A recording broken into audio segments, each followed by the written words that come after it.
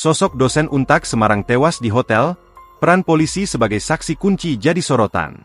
DLL, seorang dosen perempuan Universitas 17 Agustus Semarang, Untag, ditemukan tewas di sebuah hotel.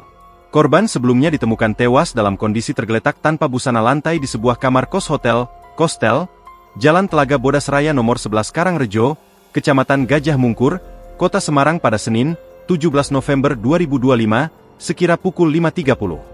Keluarga korban menilai penyebab kematian korban ada beberapa kejanggalan, di antaranya informasi kematian korban yang berjarak cukup jauh hingga sosok yang pertama kali menemukan.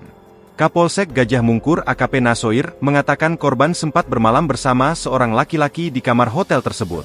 Korban merupakan tenaga pendidik yang mengajar di Untag sebagai dosen hukum pidana. Tiwi, salah satu kerabat korban menyebut sosok DLL dikenal pendiam. Ia mengungkap, korban sudah merantau bekerja di kota Semarang sekitar 4 tahun terakhir. Korban yang merupakan warga asli Purwokerto merantau ke kota Semarang selepas ayah dan ibunya meninggal dunia. Korban masih sendiri, lajang. Ia kuliah hingga jadi dosen tetap di Untag belum lama sekitar 2021 atau 2022, kata kerabat korban, Tiwi saat dihubungi Tribun, Selasa, 18 November 2025.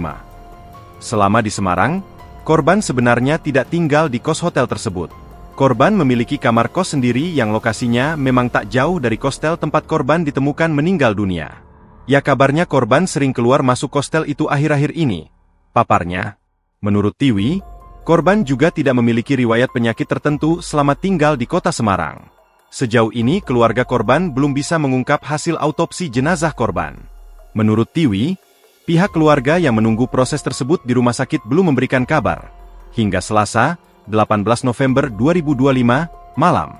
Download Tribun X sekarang. Menghadirkan lokal menjadi Indonesia.